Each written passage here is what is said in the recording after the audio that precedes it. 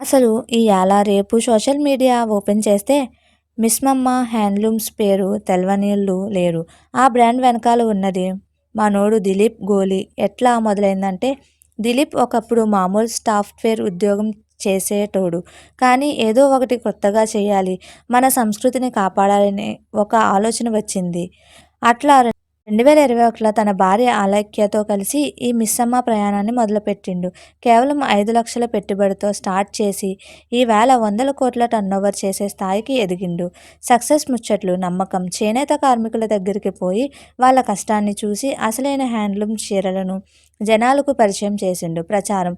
Dilip style ఏదంటే ఏదో shop పెట్టి కూసోలేదు. యూట్యూబ్, ఇన్స్టాగ్రామ్లలో స్వయంగా వీడియోలు చేస్తూ ఒక్క చీర ప్రత్యేకత ఏందో జనాలకు అర్థమయ్యేటట్టు చెప్పిండు. ఆయన మాట తీరు చూస్తే పక్కా మన ఇంటి మనిషిలా అనిపిస్తాడు. పెద్ద బ్రాండ్. మొదట్లో చిన్న స్టార్ట్ చేసిన ఇప్పుడు దాదాపు 17 బ్రాంచీల దాకా పెంచిండు. ఇదంతా కేవలం 4-5 ఏండ్లనే సాధ్యమైంది. ఆయన పద్ధతి. దిలీప్ ఎప్పుడు ఒకటే చెప్తాడు. చీర అంటే కేవలం బట్ట కాదు, అది మన సాంప్రదాయం, నేతగాళ్ల కష్టం.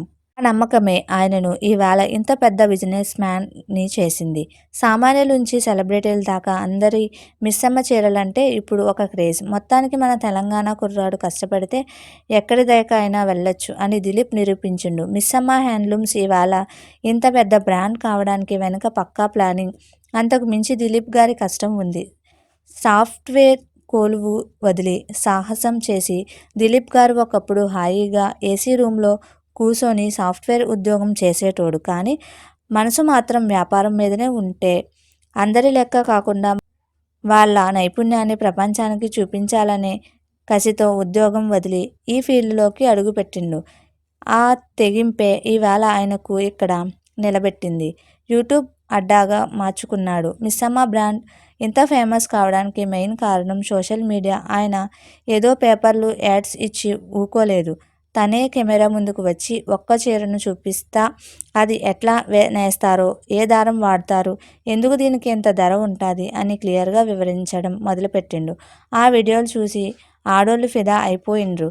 క్వాలిటీ విషయంలో కాంప్రమైజ్ లేదంటే బయట మార్కెట్లో డూప్లికేట్ చీరలు, పట్టు చీరలను చెప్పి అమ్ముతుంటే దిలీప్ గారు మాత్రం ప్యూర్ హ్యాండ్లూమ్స్ అంటే ఇట్లానే ఉంటుందని జనాల్లో నమ్మకం కలిగించిండు. నేరుగా నేతగాళ్ళ దగ్గరికి పోయి కలెక్షన్ తెప్పించుకోవడం వల్ల రేట్లు కూడా కస్టమర్లకు అందుబాటులో ఉంచగలిగిండు. బ్రాంచీల మీద బ్రాంచీలు. ఒక చిన్న షాప్తో మొదలై ఈవేళ తెలంగాణ, ఆంధ్రప్రదేశ్ అంతా కలిసి దాదాపు 17 బ్రాంచ్ల దాకా పెంచిండు.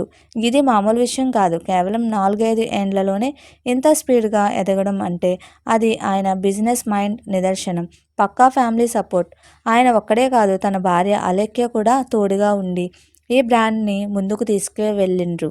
ఇద్దరూ కలిసి ప్లాన్ చేయడం, కొత్త కొత్త డిజైన్లు తేవడం వల్ల యూత్ కూడా ఈ చీరల మీద ఇంట్రెస్ట్ చూపిస్తున్నారు.